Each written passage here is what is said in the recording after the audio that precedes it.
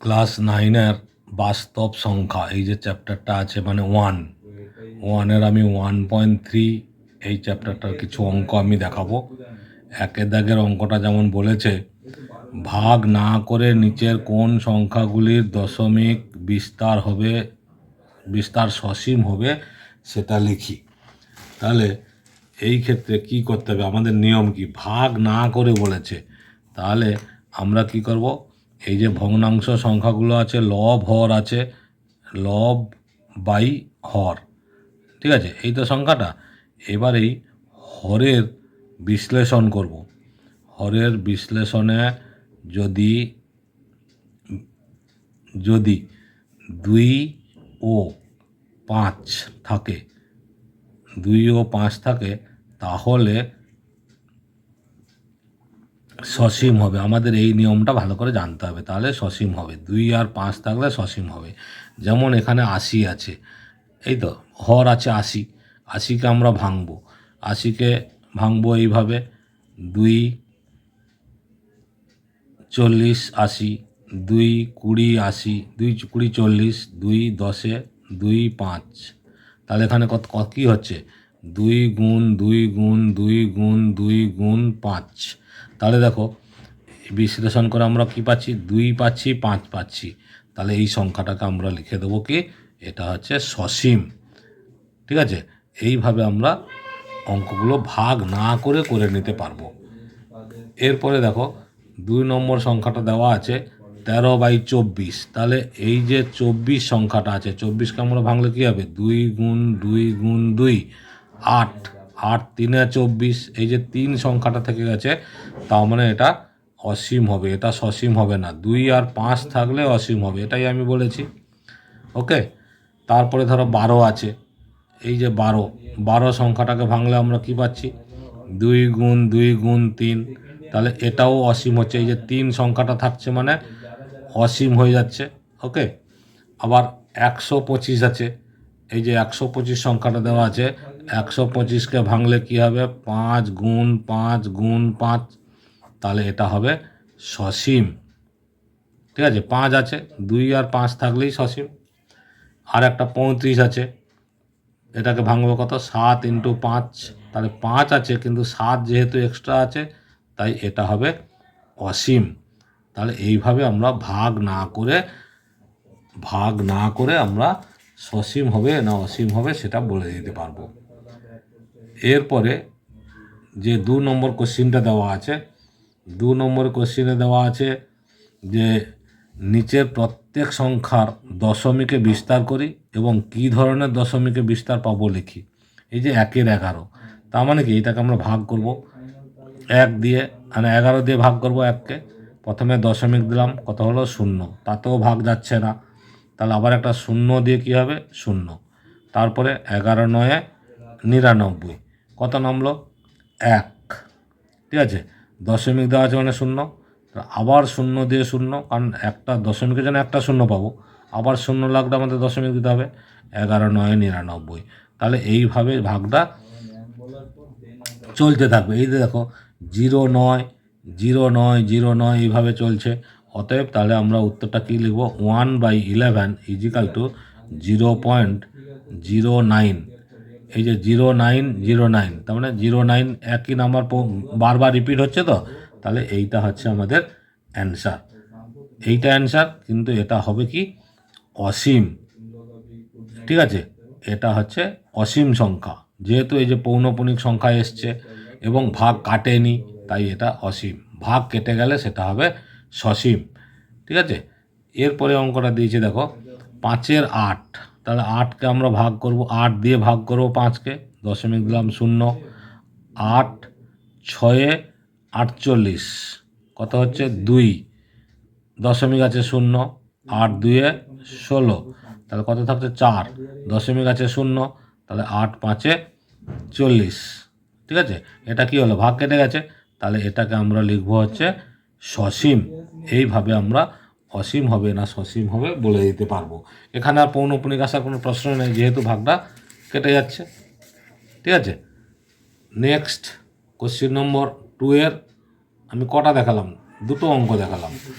এরপরে হচ্ছে তিন, তিনে কি আছে, তিনের 13, এই যে সংখ্যাটা দেওয়া আছে 3-13, তার মানে 13 দিয়ে ভাগ করবো আমরা 3কে, 0.0, তাহলে 13 2 কি হচ্ছে 26, 4 0, তারপরে 13 3 39, 1 নামছে, দশমিক আছে 0, ভাগ যাবে না, আবার 0 দিয়ে একটা 0 নেব, 13 7 91, তাহলে এটা তো কি ভাগ চলতেই আছে, ঠিক আছে, এটা তো ভাগ চলতে আছে, তাহলে এই সংখ্যাটা কি হবে, 7 দিয়ে দিয়েছি, 13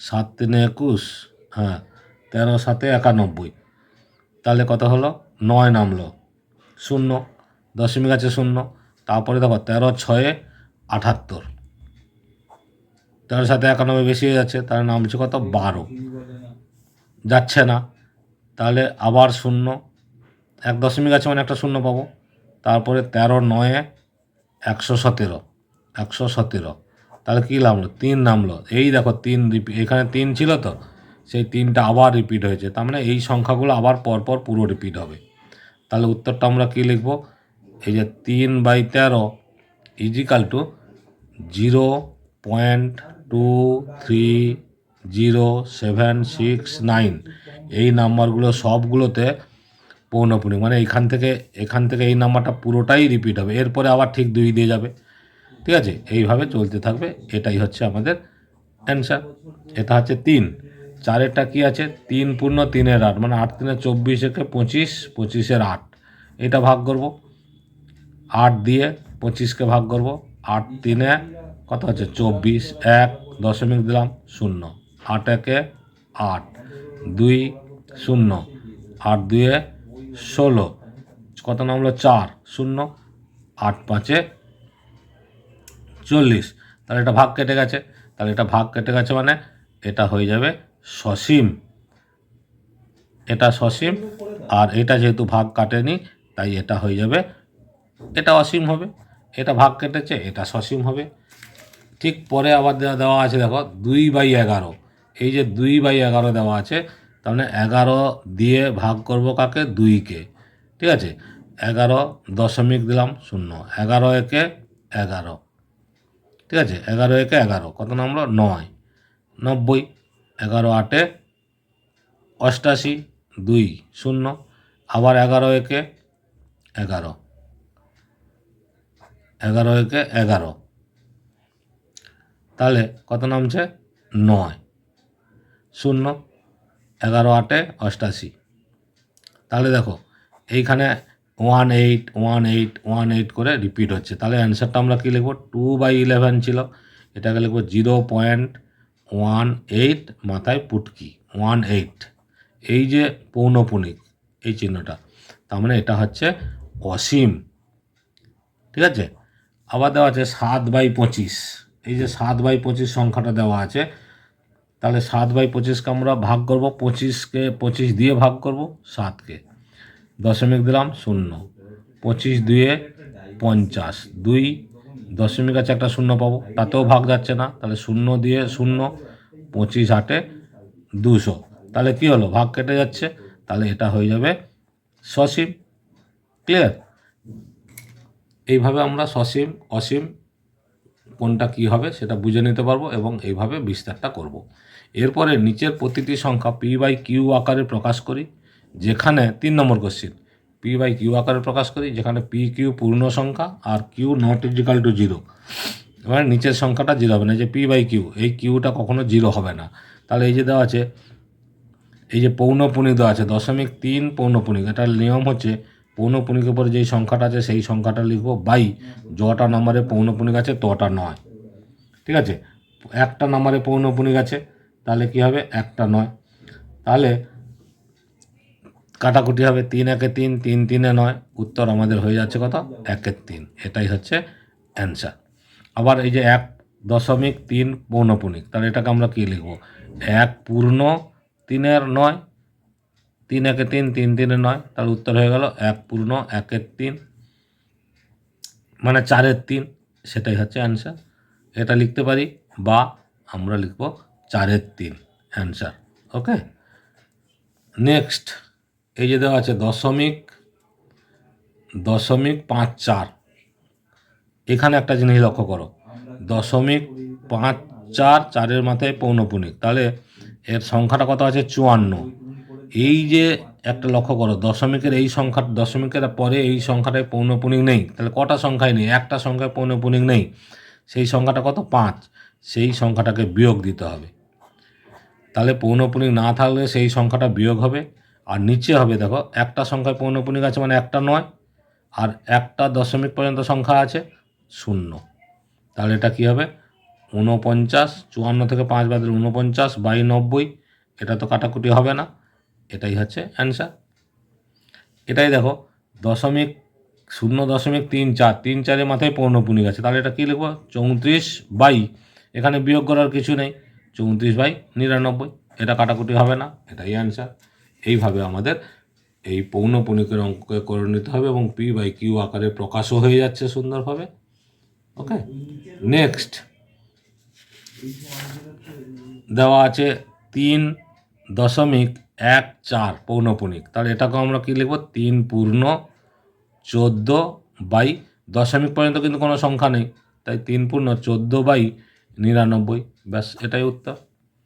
আবার এটা আছে 0.17, 7-এর মাথায় পৌনপুনিক, তার মানে সংখ্যাটা আছে 17, একটা সংখ্যায় পৌনপুনিক নেই, তাহলে -1/9, আর একটা সংখ্যায় পৌনপুনিক নেই তাই 90, তাহলে এটা কত হচ্ছে 16/90, এটা কাটাকুটি হবে, 2×8=16, 2×45, তাহলে উত্তর কত হবে 8/45। দেখো P/Q আকারে প্রকাশ হয়ে গেল।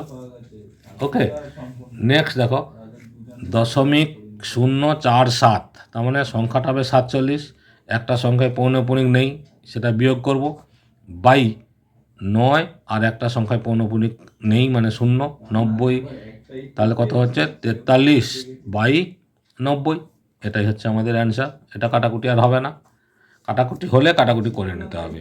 এই যে 0.54, 4-এর মাথায় পৌনপুনিক আছে, দুটোর মাথায় পৌনপুনিক আছে, তাহলে 54/99, দুটো সংখ্যায় পৌনপুনিক আছে মানে দুটো নয়, এটা 3 দিয়ে কাটা হবে, 3×18 = 54, 3×3 = 9, 3×3 = 9, তাহলে কত হচ্ছে আবার 3 দিয়ে কাটা হবে, 3×6 = 18, 3×11 = 33, তাহলে কত হচ্ছে 6/11, এটাই হচ্ছে অ্যান্সার।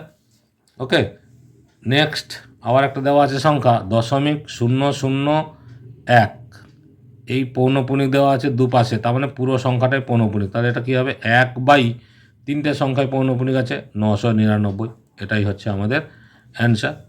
আবার একটা অঙ্ক দেওয়া আছে 0.0163, তার মানে পুরোটার মাথায় পৌনপুনিক দেওয়া আছে 163, ঠিক আছে 163/999, ঠিক আছে 163/999, তাহলে এই যে সংখ্যাটা হলো এটাও কাটাকুটি হচ্ছে না, এইখানে কিন্তু অ্যান্সার হয়ে যাচ্ছে। ওকে, এইভাবে আমরা অঙ্কগুলো করব। আর একটা 4-এর একটা অঙ্ক দিয়েছি দেখো, কোশ্চেন নম্বর 4, বলছে 4টি সংখ্যা লিখি যাদের দশমিকের বিস্তার অসীম এবং অনাবৃত।